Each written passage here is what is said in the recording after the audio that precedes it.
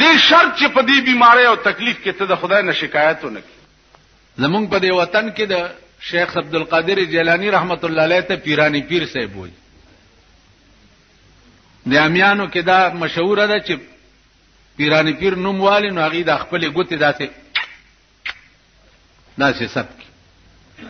خزو کې دا مشهور ده چې پیرانی پیر صاحب نوم والی نو په سر لاس کې دي چې وای خدای دې په نیک کرا مدد.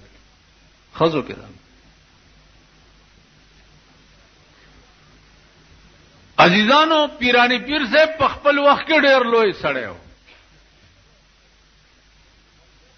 ډېر لوی سړی او ډېر لوی مقام ته رسیدلی و.